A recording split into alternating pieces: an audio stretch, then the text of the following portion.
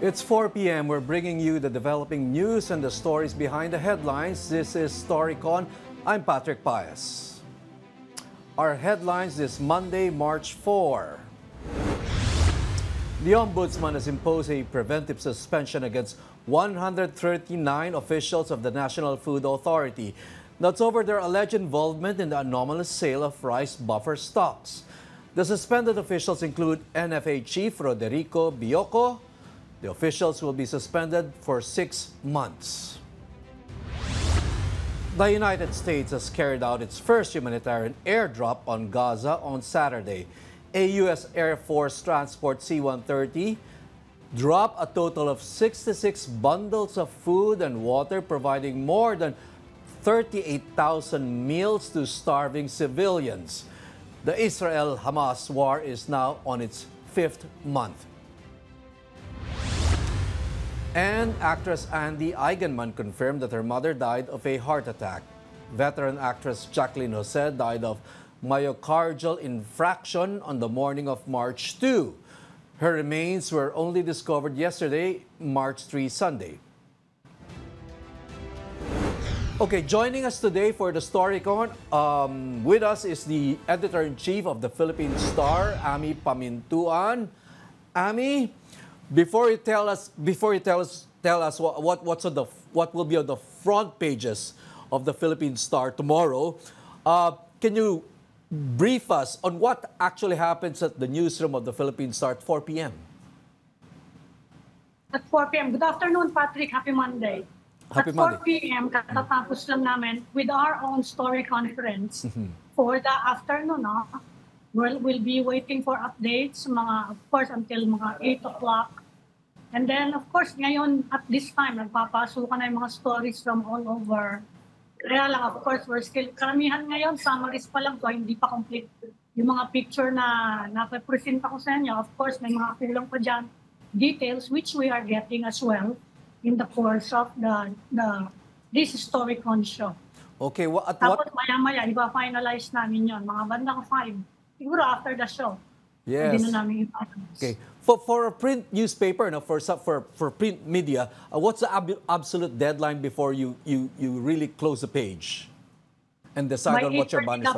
Between 8 and 8:30 close na, but we can change any page in the newspaper until about 1 in the morning. So can you tell us now, Ami, what you're weighing in? I mean, as to what might be the banner story of the Philippine Star tomorrow? We're monitoring what's happening in Australia. Of course, President Marcos is there. Banggitin ko lang, it's significant na ang caretaker of the government is again Vice President Sara Duterte.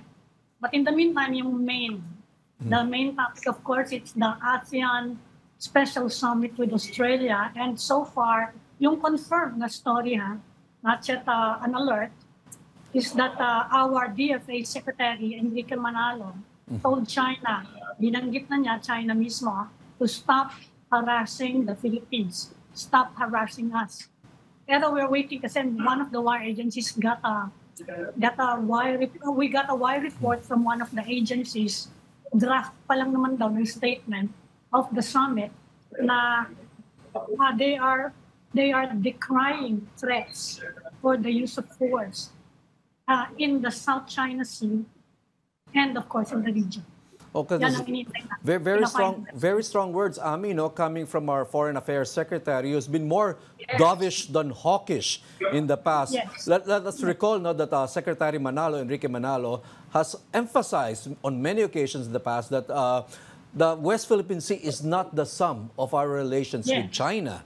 There's trade to think about too. So now, do we see a hardening of position of the Department of Foreign Affairs too on this matter?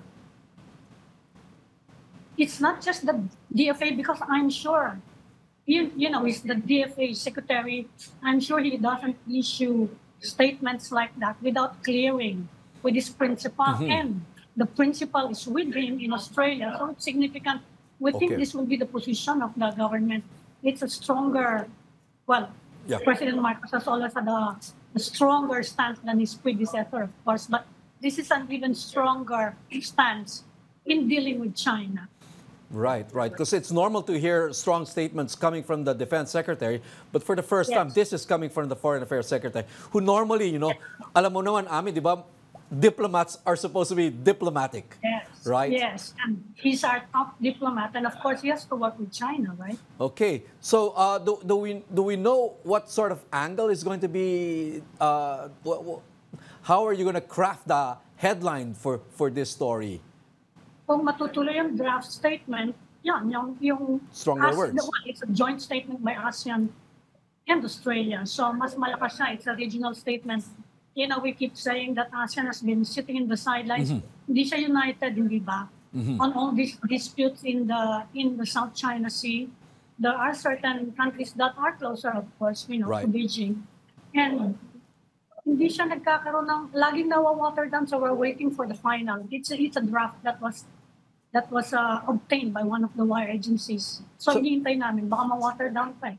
So what are the chances, Ami, that ASEAN will take a stronger position in this matter against China?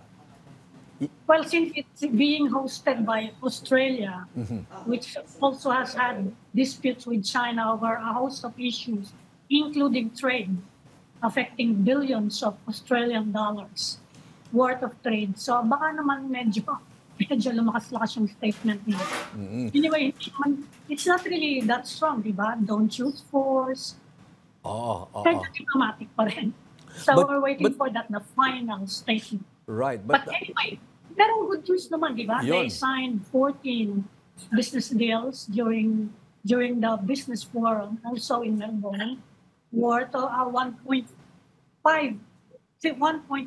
billion of business. Kaya may good news na maibabalita si President Marcos when he comes home. Yun. Anything else on anything else on page 1, Ami, of the Philippine Star? Well, nabanggit mo na at the start of the show, it's unusual for the suspension of 100 personnel in one agency. It's just an agency, it's a small office. Pero ewan natin kung paano patatakbuhin ngayon at anong mangyayari sa NFA. We are also watching that development. And nabanggit na rin na pinag-uusapan ngayon na pumanaw nga si Jack, one of our veteran actresses, si Jacqueline Jose, and nasabi na finally the cause of death. So nakikiramay din tayo sa kanya. Right, right. Etong NFA story, Amelie, would this be also a possible banner story? Because it's very seldom that 139 officials Because it's unusual, hindi ba? Right. Can you remember any instance na nangyari na yan, na nag-ano nga siya, na one agency, 100 people? Siguro sa customs nangyari na yan, pero I don't think umabot ng kahit 50 yun eh. Mga 40 plus lang yata nung nagkaroon ng corruption scandal. That's the only one. Yung Pastilla scheme, remember? Right, right. Yun lang ang tatandaan siya. At saka But this one, napakarami talaga. at saka Ami, gut issue to. Rice. Yes. Diba? So Yes. medyo it's not something you would expect. Kasama natin dito si Ronald Llamas, kakapasok. It's not something, Ronald, that we expect from what is supposed to be a nice presidency, what they term as a nice president, Yes. right? Yes. Coming. So, Well, what do you think? magandang development yan dahil ang tingin kasi sa presidente nitong nakaraang 1 year and 8 months ay conflict averse. No? Umiiwas sa away, umiiwas sa gulo, at marami siyang mga promisa nung kanyang nakaraang 2 State of the Nation address. Yung pinakahuli nga, ang sabi niya, bilang na ang oras ng mga hoarders, ng mga smugglers, ng mga kartel. Pero since then, wala pa namang nakukulong o natatanggal. Kaya ito, kung ito ay indicative nung gagawin niya, ay magandang senyales yan, no? Going into the midterms. No? Tingin ko ay hindi pa naman long overdue, pero medyo overdue na. Dahil alam naman natin na yung NFA, yung Department of Agriculture, ay one of the more corrupt agencies. Dahil dyan nangyayari yung mga import permits, di ba? Halimbawa, dyan sa rice na yan, patungan mo lang yan ng $1 eh. Per metric ton, ang laki na nun, di ba? Kaya maganda na sinimulan niya ng gawin. Sana masustain. Sana masustain. Dahil Patrick, ang problema kasi natin sa sa ating bansa ay hindi lamang yung ating konstitusyon eh. Ang problema natin yung ating comparative advantage. At isang mahalagang bahagi ng ating comparative advantage ay yung nakikitang corruption at saka ease in doing business. Okay. Kaya ito ay papunta ron. Okay, before we continue, Ronald Amin, I'd just like to do a proper introduction to a person who's always been with us. Now, he's also a journalist by training, okay, from the University of Santo Tomas, former political affairs advisor to the president, but right now, currently, the most in-demand political godfly. Yeah, we haven't heard that term in a long time. So, pag sinabing godfly, parang mahilig mang udyok, provocateur, di ba, ng pumulit. Yan po ang papel ngayon ni Mr. Ronald Jones. Yeah. So Ami, 139 officials. Ronald, etong NFA rice, ang naging anomalya dito was that it was being sold supposedly to traders. For the benefit of the people watching, the NFA rice is supposed to be, ano bang purpose niyan dapat, yung buffer stock na yan? Well, una, as a buffer stock, para hindi tayo vulnerable sa vagaries ng international market. Kung halimbawa, magbago yung presyo o magkaroon ng scarcity, meron tayong buffer. No? Kaya yun yung mahalaga dito sa NFA. Ikalawa ay ito yung medyo mura. No? Ito yung pwedeng bilhin ng medyo malapit-lapit doon sa 20 peso per kilo rice na promisa ni President Bongbong Marcos. Lower than market price. Yes, lower than market price. So, pero maraming maraming usapin ng corruption diyan eh, no? Kaya maganda na sinimulan ni presidente yung paglilinis sa kanyang gobyerno diyan sa very vulnerable at notorious na agency na yan. Okay. Ami, what are the chances that the Agriculture Secretary will do this without some more or less assurance from the president, ano? Na I'm with you. O may backup ka ng presidente. It says a lot about that kind of... I'm sure he's moving with the full support of the president. Dahil alam naman natin, they're quite close. And remember, ang pinag-umpisahan nito, talagang siya yung nagsuspindi sa NFA chief. And over nga yung pagbebenta, dililinaw ngayon natin kay Ronald, of course. Binenta daw ng NFA yung rice sa mga traders. Sinasabi ng NFA, tatanungin ko nga yan kay Ronald, sabi ng NFA, pwede naman yun. Na pwede daw talaga silang magbenta sa rice traders at under certain circumstances. Kaya nakakagulat ngayon na bigla-bigla, related to this story. Biglang nasuspindi, hindi lang yung NFA chief, pati more than 100 people in the agency. So, paano yun, Ronald? Well, posible, Ami, na merong mas malalim na dahilan eh. Okay. Pero siyempre, baka hinahanda pa nila yung mga ebidensya at saka yung kaso. So baka hindi lang yung apparent na dahilan, baka mas malalim pa. No, yung isang tanong ko dito, anong nangyari doon sa board? Paano yung board kasi yung may oversight diyan eh? Yung board diyan may galing Central Bank, no? May galing ng Development Bank of the Philippines, etc. So yung board niyan ay hindi organic sa NFA eh. Galing nga sa ibang ahensya. So ang gusto ko malaman, anong status nila? Tsaka anong kanilang role dito sa mga investigasyon na ito? No? Sila ba ay kasama sa mga tatanggalin o sila ay kasama sa investigasyon? No? Dahil iba-ibang government agencies yung nakaupo sa board ng NFA. No? Yun yung pero tingin ko ay baka nag-iipon pa ng ibang mga ebidensya yung gobyerno dito sa mga natanggal. At parang yung nilabas lang nila ay yung madaling ipaliwanag. Madaling ipaliwanag. Pero yung talagang mga mabibigat na mga kaso ay baka nag-iipon pa sila ng mga ebidensya. Paano? Eventually, pupunta yan sa korte. Diba? Eventually, pupunta yan sa ombudsman o kung anumang korte na pwede silang kasuhan. Ronald, meron din namang speculation na para lang daw to divert attention from the inability, quote-unquote, of the government na pababain yung presyo ng bigas na tuloy-tuloy yung pagtaas, well, partly because of El Nino, of course. Right. Kaya nga saka yung mga reklamo ng mga domestic producers natin, bakit daw import tayo ng import? I mean, yun ang isang spekulasyon din. What do you think of that? Well, posible rin yun, Ami. Parang scapegoat. Naghahanap ka ng scapegoat para sa mga problema mo sa staple food natin, which is rice, no? Pero for now, wala tayong ganong klaseng ebidensya, no? For now, no? Kaya pwede nating obserbahan ano mangyayari in the next few weeks dito sa purging na nangyayari. Dahil eventually kasi, yung mga natanggal na yan, they should have their day in court. Ibig sabihin, di ba? Hindi naman sila pwedeng tanggalin lang o kasuhan nang walang malinaw na ebidensya.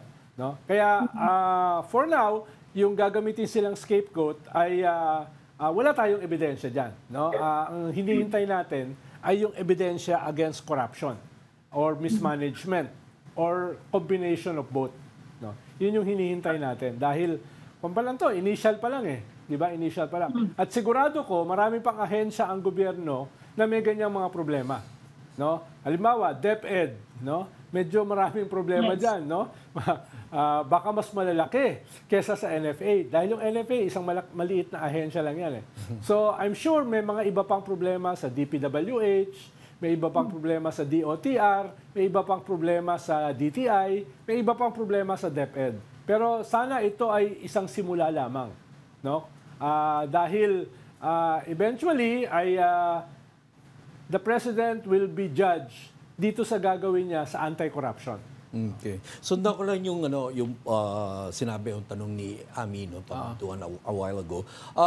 As a former political affairs advisor, how true is it that, there are such things done by government, kunyari like controversial issues that are actually floated or put out there to divert the attention of the public? As a former political affairs advisor, does government engage in this sort of Well, I can imagine. Pero hindi yan ganun kadali Dahil kung gagawin mo scapegoat yan, kailangan mong patunayan na may basihan. So, hindi lang siya So, nangyayari yan, Ronald? Kasama sa planning yan ng mga sa gobyerno, sa isang administration. Depende. Magpaputok tayo ng balita dito para mawala atensyon dito. Well, depende yan sa klase ng leader. Hindi ko tinatanong kung ginawa nyo. Gusto ko lang malaman as a former insider kung if these things happen. Hindi, ang kuha, depende yan sa klase ng leader. Gano'n ka-desperate yung leader o paano niya susolusyonan yung problema. Kung ang tingin niya ay nahihirapan siya, so ang tawag niya ng bunso ko, changing the topic, toothpick. No? Yun yung gagawin yan. I-change mo yung narrative. I-change mo yung political narrative, no? Yung iba, ginagawa yan, revamp ng cabinet. No? Yun yung ginagawa nila. Akala ko nga, gagawin ni President Bongbong Marcos yan kung guilty nga It's just to change, yung sinabi mo, change the narrative and to influence public opinion, for the next, siguro, survey cycle. Quarterly yan para makita yon. Pwede rin mangyari yun, di ba? It's very effective.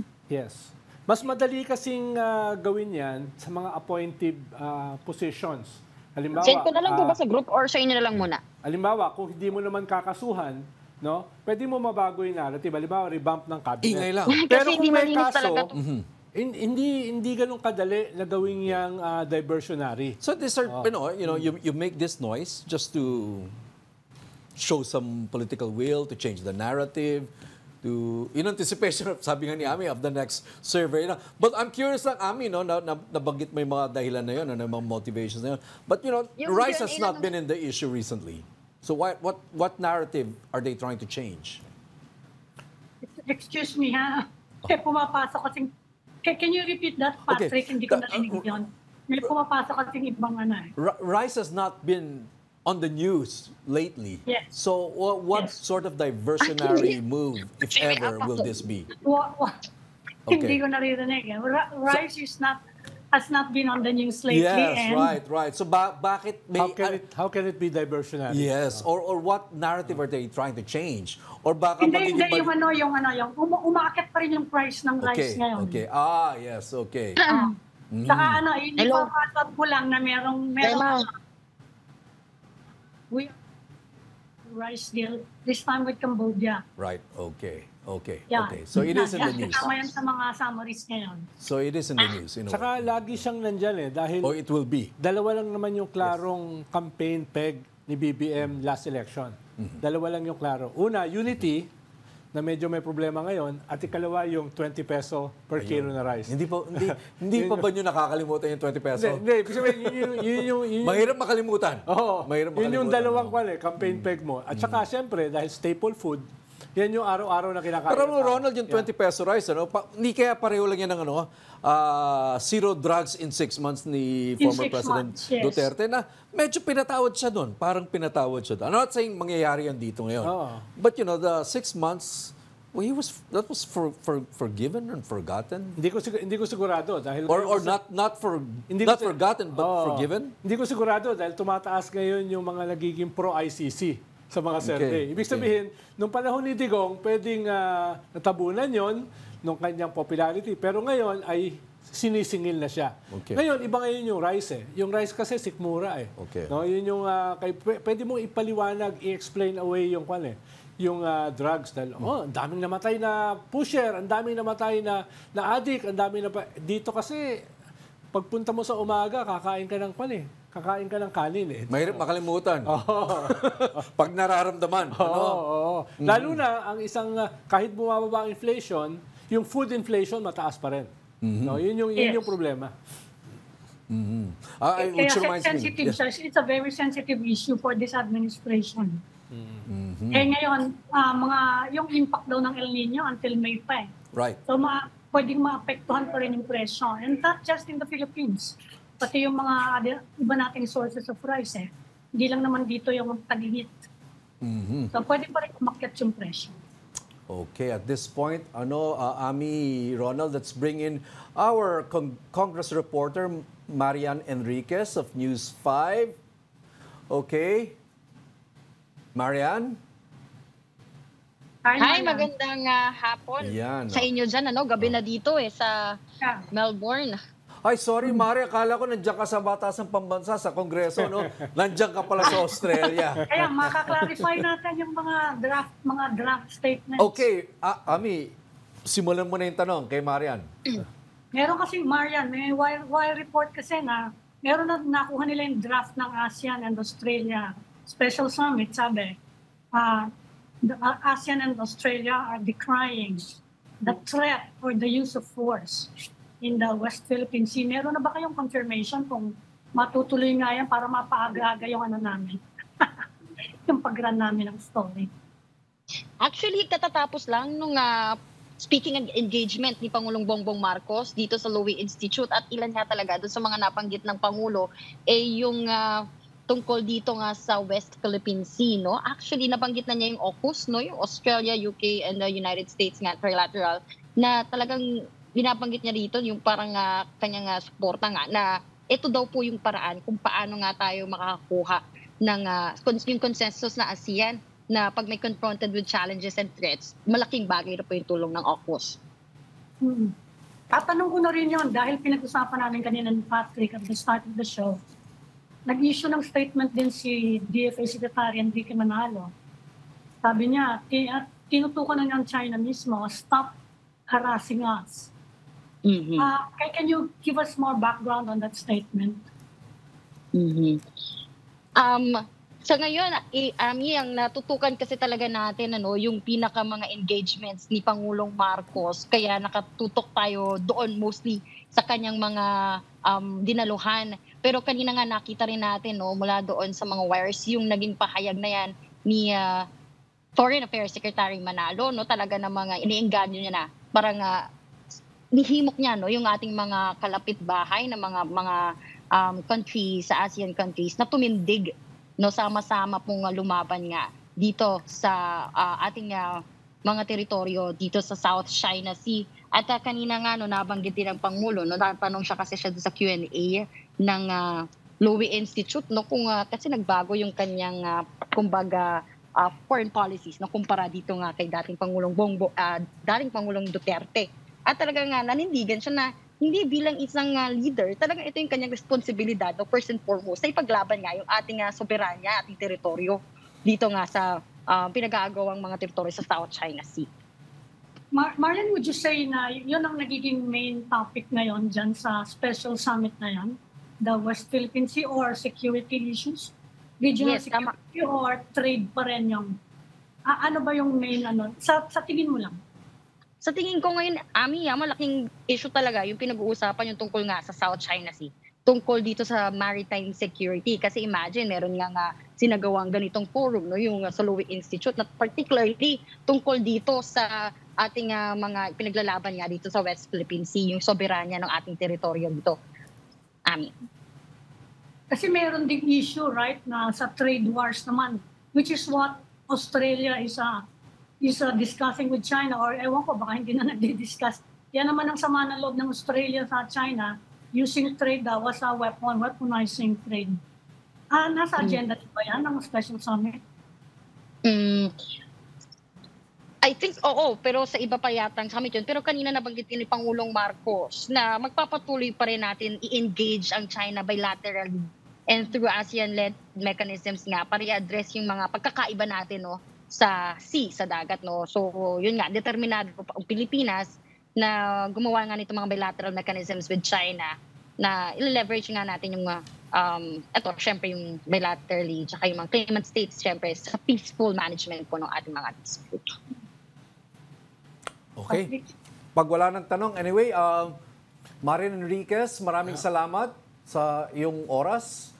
That was Marian Enriquez of News 5 reporting live from Australia. Yeah. She Thank joined. you, Marian. Okay, she joined the president's visit to Australia. Patrick, Ami, yung usapin na yan sa Australia dahil magkakaroon lang natin ng incident sa Benham Rice, sa Philippine Rice, no? Dahil may 3 or more na research vessels yung China na hindi nag freedom of navigation, nag-criss-cross eh.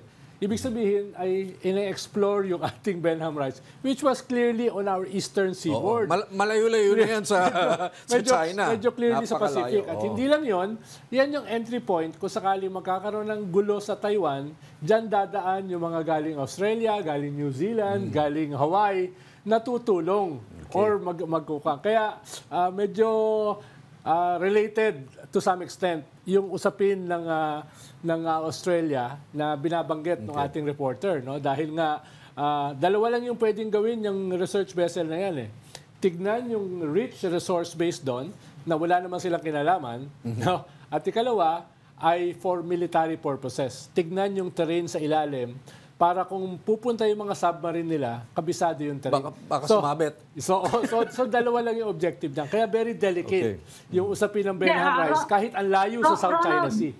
Nagsalita ang China, nasa labas daw sila ng Philippine EEC dyan sa Benham. Pero remember, hindi lang yan. Remember before the pandemic, nagpupunta dyan ng China to name some of the features in that area. Yes. Yun ang original na ginagawa nila dyan. Research daw ang ginagawa nila in that area sa ating eastern seaboard. Yes. At palagay ko, kung sakasakala, yan din ang sasabihin nila. But anyway, yung pinakabago natin ngayon, nagpadala tayo ang Philippine Coast Guard. Pinadala dun yung Gabriela Silang para sa Maritime Domain Awareness Patrol. Yeah. Diyan sa Philippine Rice na tawag natin dyan. Philippine Rice. Philippine Rice. The former Benham Rice. So, Ronald, Yan, pinapangalanan yung features. Merong mga rules dyan na yata kung sino yung nakadiscover mapapangalanan mo. Ewan ko kung ano nangyari doon. Kung ano na latest doon. Tatlong bahagi kasi yung Amy, 3 bahagi ang Benham or Philippine Rice, no? Bahagi yan ng ating continental shelf. Ibig sabihin ng continental shelf, that's 100 to 200 square meters below the surface. Ibig sabihin, mababaw yan. So nakadikit yan sa ating landmass. Yung bahagi niyan ay bahagi ng ating sovereign territory, yung 12 nautical miles. Pero yung malaking bahagi niyan ay bahagi ng ating exclusive economic zone. Pwedeng dumaan sa surface yung mga ibang vessel, ang tawag dyan, freedom of navigation. Pero hindi sila pwedeng pumunta sa ilalim without coordination sa atin. Ang purpose ng research vessel, maglalagay ng mga deep sea probe para i-map yung ilalim at saka tignan kung anong resources yun nandun. Yan ay bawal. Under sa UNCLOS, Section 5 at Section 6, bawal yan. Hanggang surface lang sila.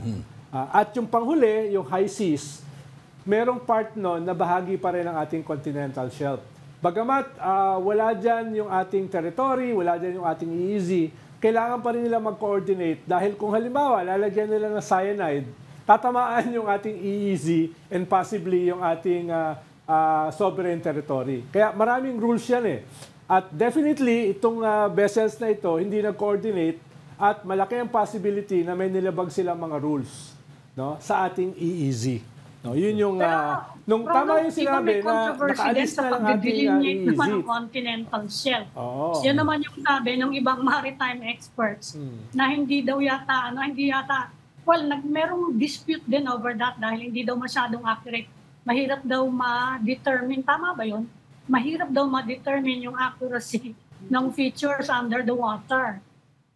Well, ang problema dyan, kung bahagi ng ating continental shelf ay nandun na sa high seas, yun, wala tayong pakialam doon, no? Unless gagamit sila ng environmentally destructive na mga pamamaraan, katulad ng cyanide fishing, yan, maapektuhan tayo kahit labas na sila ng ating EEZ. So Ronald, let's just backtrack a bit, no? Benham Rice then, therefore, is what? Is it within our ECC? EEZ? The bulk of it. Okay, the bulk of it ay nasa ating EEZ. Okay. Part of it nasa ating territorial waters. Okay. A small part nandun na sa high seas. Pero just a small part. Okay. The biggest part is nasa ating EEZ. But it's definitely not within the 9-dash line. Definitely. Diba? Na pinagtatalo na pa.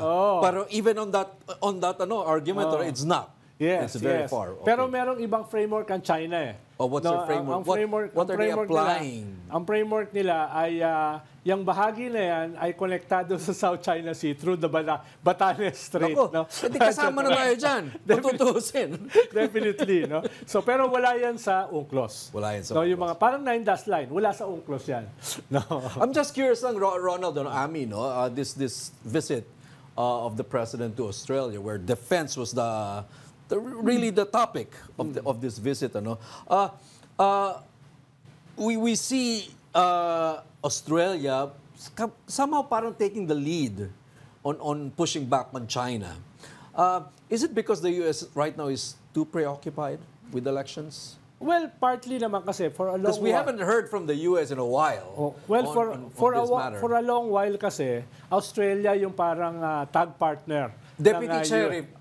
Mas Deputy Sheriff. Kung medyo absent o may ibang ginagawa ang US, nandiyan yung Australia. Pero Australia is not naval power. Hindi sila nagpo-produce ng sarili nilang barko, wala silang armory, o hindi sila gumagawa ng mga armas. No? So hindi sila ganun kalakas as a military power. So parang lang sila pang fill in the gap, fill in the vacuum. Lalo na ngayon na merong Ukraine at merong Middle East, no, na at halimbawa yung Amerika wala pang masyado na ilalagay doon sa kanilang EDCA sites. Wala. So parang yun ang pagpuno. Pero linawin natin na Australia is not a military power. Pero yung role ng Benham Rice, kung sakaling may gulo sa Taiwan in the next 1 or 2 years, diyan dadaan papasok sa South China Sea, papunta ng Taiwan. Kaya mahalaga sa China yan. No? Kaya kailangan talaga nila ng military mapping. So it's important to China, not so much for the resources, because sabi nila, yung Benham Rice na yan, rich yan. Yeah. Baka may gas dyan because of the nature Baka of the richer terrain. than the West Philippine Sea. No? So it's more, right now, it's for a military and strategic purpose? No, it's both. Dahil dyan din pupunta yung kanila mga fishing vessels. Okay. At wala tayong capacity for now para sila ay itaboy o hulihin. Kaya ang ginawa natin, minonitor lang natin. At nakita natin sa ating monitoring, hindi straight line. Yung sa ating territorial waters, meron diyang tinatawag na innocent passage. Doon sa ating EEZ, may tinatawag dyan na freedom of navigation. Ang ibig sabihin ng freedom of navigation, from one point to another point. Pwede ka. Pwede kang dumaan. Pero pero yung criss-cross, tapos o kaya paikot, ibig sabihin may iba kang ginagawa. May iba kang pakay. Hindi yun freedom of navigation. Okay. Okay. Anyway, let's go next, Ami, to the reason why we brought in Ronald Llamas today. This is about several articles have come out in international publications about what seems to be a political trend, at least in our part of the world, in our region, where you have people like President Marcos here in the Philippines, the incoming president of Indonesia, former General Prabowo, and then there's also Thaksin Shinawatra, the daughter, I think, who is poised to become prime minister. So there's this trend within the region where you have personalities or leaders with sort of authoritarian background being democratically elected to power. And very popular at that. Yes. So to what do you attribute this political trend? Ang ginamit kasi nung And at the same time, singit ko lang, at the same time, you have Western democracies where, they pride themselves with free elections and multi-party politics, and yet parang sila yung nakikrisis ngayon. Their leaders are suffering very low satisfaction ratings from their population, from their people and all that. So, what's happening? At mukhang susunod na maging presidente ng US uli si Donald Trump. Yun, isa pa yun. Oh. So what's happening? Is this a crisis of liberal democracy? Well, partly is also an upsurge of populist leaders around the world, not only in our region. No, halimbawa sa Europe, populist leaders who are very popular. With satisfaction ratings that would be the envy of any democracy, right? Ang problema sa kanila, pag sila na yung naging nasa gobyerno, yung kanilang populism sometimes doesn't work. Parang si Bolsonaro, 'di ba? Yung iba kasi yung nanalo ka sa isang election campaign using populist rhetoric. Gagawin ko ito, tatapusin ko ang crime. I will build the wall, no, para pigilan ng mga migrants para sa US, 'di ba? So ganyan yung kanila, they create a big enemy and pose themselves as the big solution. Yan yung kasama sa populist ethos. Out of the box ka eh, no? Ang binibigay mo sa mga botante, not what they need, but what they want. At usually, ginagamit mo yung kanilang mga insecurities. Parang ginawa ng Cambridge Analytica sa US. Yung loneliness ng middle-aged white males, yun ang weaponize nila to create the foundation of Trump. Would you put our president in that category, in that box? Well, partly dahil, halimbawa... He's not exactly populist, Ronald. Well, dahil may alliance siya sa populist Duterte, may kaunti, no? Ikalawa, yung kanyang campaign, no? There's nothing about platforms, di ba? There's nothing about vision except dun sa pinag-usapan natin kanina, unity at saka 20 peso rice. Let's backtrack a bit. When you say kasi populist, let's define populist, President. We've heard it thrown around. For many leaders now, emerging in the world, pag sinabi kasi populist, isa lang naman yan eh. Of course, very strong man and all that. But I think a good definition that I read somewhere is that they like shortcuts. That resonate with the people kasi people are impatient for change. So when these leaders present shortcuts, they become popular. Okay. This president that we have right now is not known for shortcuts. Dahil matagal siya nawala eh. Hindi naman malinaw yung kanyang narrative. Ang kanyang narrative lang, kung ano yung nakita mo nung kampanya, which is basically centered around unity. No, yun yung kanyang dala-dala. Pero most populist leaders, no, around the world, dalawa usually yung kanilang ginagamit na peg. Halimbawa, sa Europe, immigration. Lahat ay problema. Hindi natin issue yan, Ronald. No, lahat. Pero hindi natin issue yan dito. Kaya sinasabi ko, most populist leaders, yan ang ginagamit, especially in the developed... Anti-immigrant. In the developed world. Even kahit kailangan nila immigrants, dahil yung immigrants, kinukuha yung mga trabaho na ayaw kunin ng kanilang populasyon, di ba? But Ronald, the situation seems to be different in the developing world. I mean, if you look at Indonesia, Cambodia, the Philippines, parang iba. We don't have the immigrant problem. Ang similar sa atin yung crime. Ano yung ibang populist leaders naman, ang ginagamit na peg ay crime and order. Di ba? Kaya doon pumapasok yung kanilang strong man. Like Digong. Like Ronald, dyan yung tatanong ko kasi mukhang sa Southeast Asia, hindi naman malakas talaga yung Western democracy style, liberal democracy. Medyo outlier nga ang Pilipinas dyan eh. Although ngayon, lumalabas na rin yung pagkapanalo ni Rodrigo Duterte at saka yung, of course, kahit anong sabihin nyo, the name Ferdinand Marcos is associated with strong government. Hindi ba cultural yan na sa tingin mo eh? It's not just populism but yearning by people for strong government? Yes, lalo na kung pinackage mo yung strong government as authoritarian, no? Pero si BBM hindi naman niya ginamit sa kampanya niya yan eh. 'Di ba? Hindi naman siya nagbandera ng authoritarian government. At ngayon, after one year and 8 months, ang tingin nga sa kanya ay ang balat nga sa kanya ng mga opponents niya like Digong, weak leader. No, ibig sabihin, 'di ba? Ang isang problema nga na binabanat kay BBM ay hindi siya authoritarian enough or hindi siya strong enough. No, kaya yung populist narrative na yan ay hindi niya dala. Ang sinasabi nating populism ay yung nagke-cater siya dun sa ang tawag diyan least common denominator. No, yun yung isang aspeto ng ang populism kasi very broad diyan eh. Hindi lang yan authoritarian, no? Naghahanap sila ng peg na mag-cater dun sa concern ng majority ng population, no?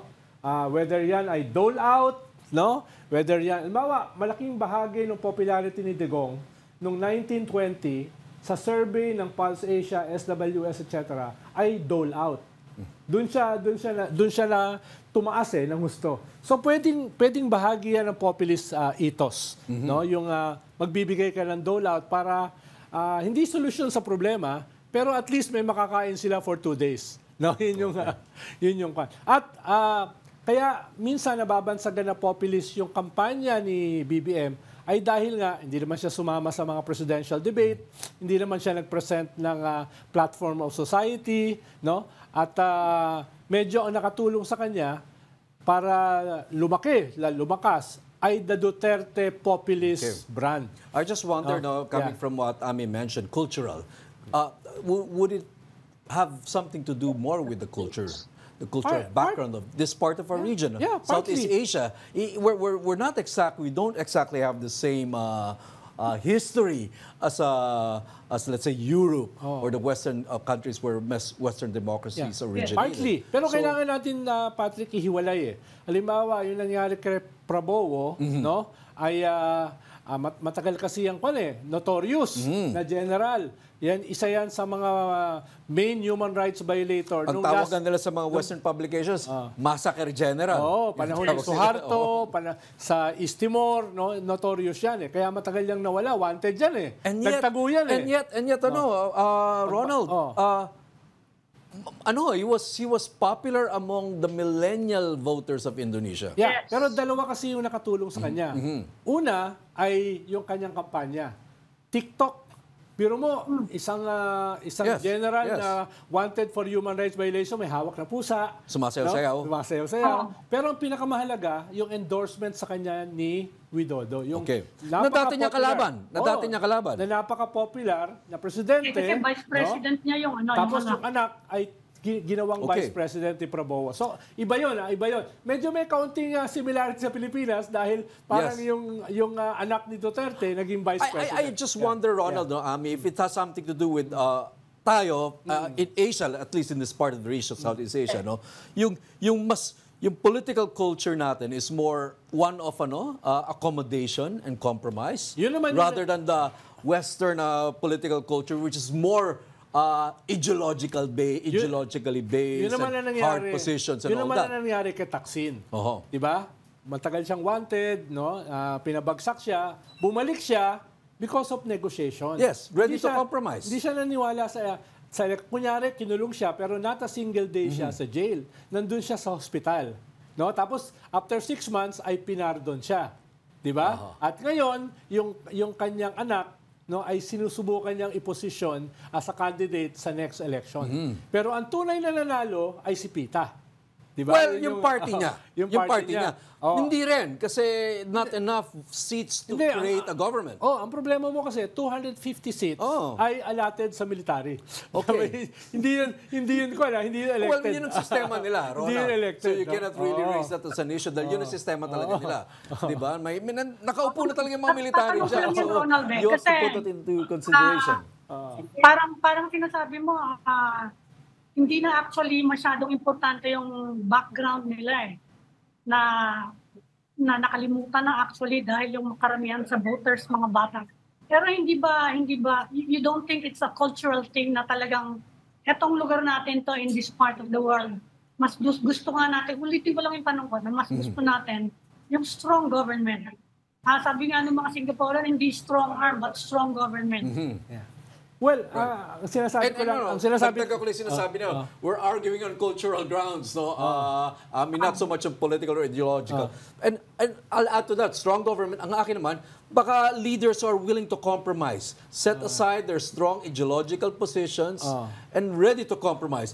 And that's why you noted na there are no platforms. Maybe that's why it's very easy for these political leaders to compromise and work together. Na dati mong kalaban, President Widodo, in-endorse yung dati niyang kalaban who I think tried to topple him many times.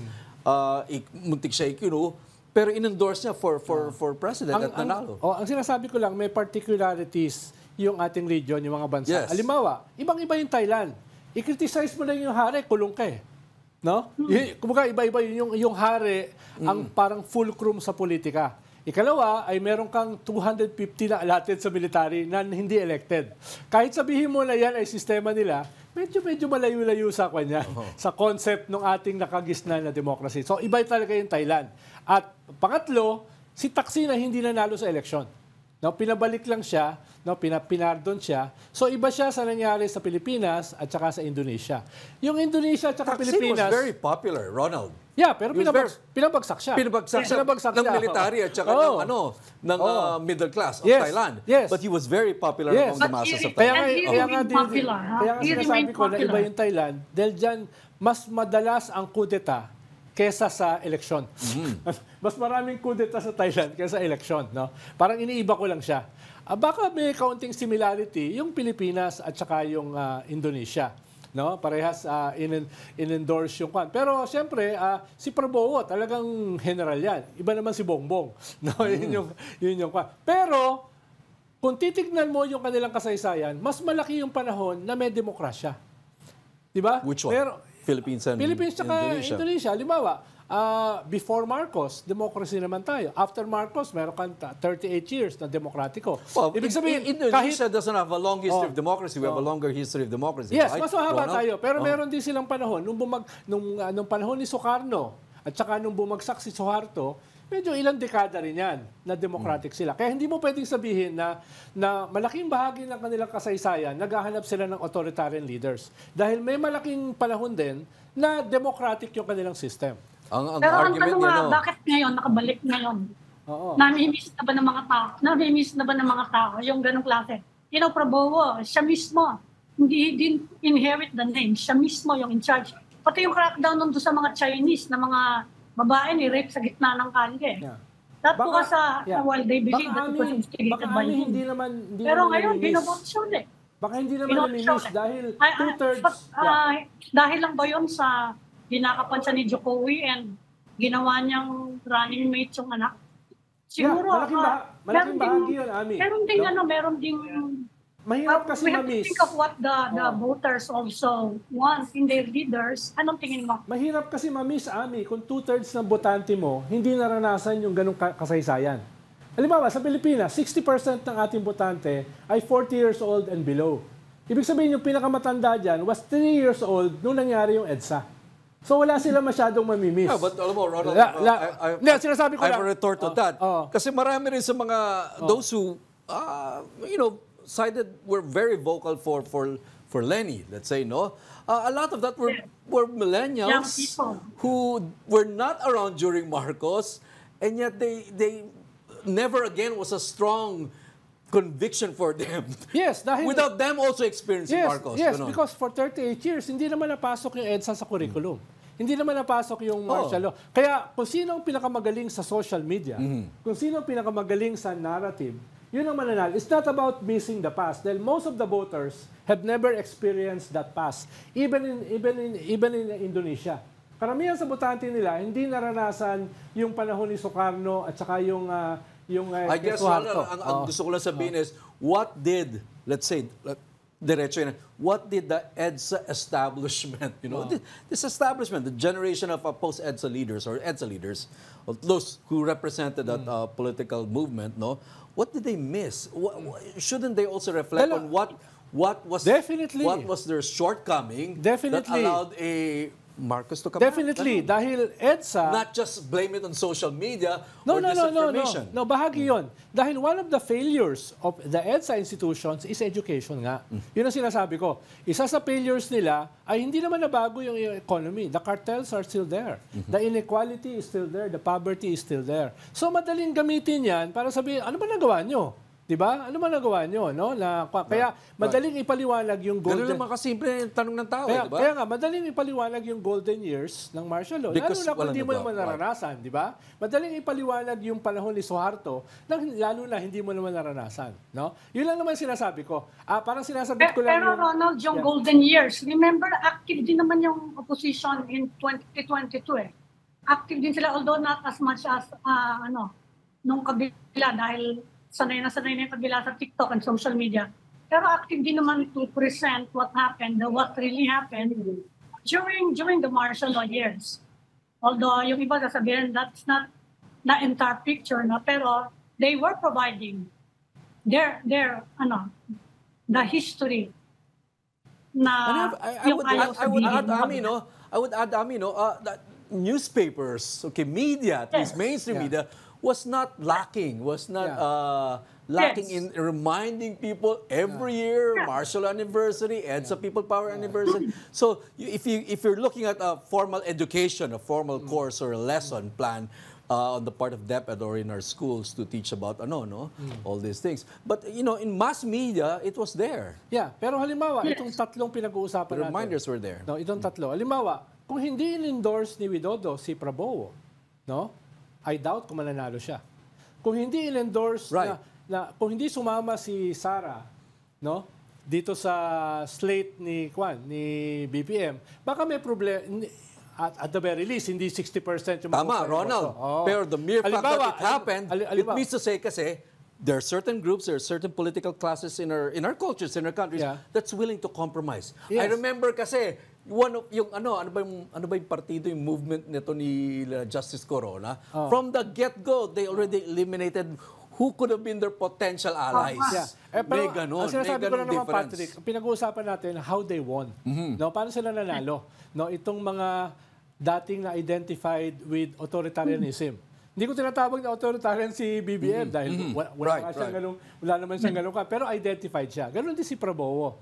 Without Widodo, hindi siya mananalo. So, ang sinasabi ko lang, ito yung dahilan kung iba yung kay Taksin. Pinatawad siya nung military junta. Pinatawad siya nung Ronald, that's also another form of compromise. Dahil ayaw nila itong unprecedented pita.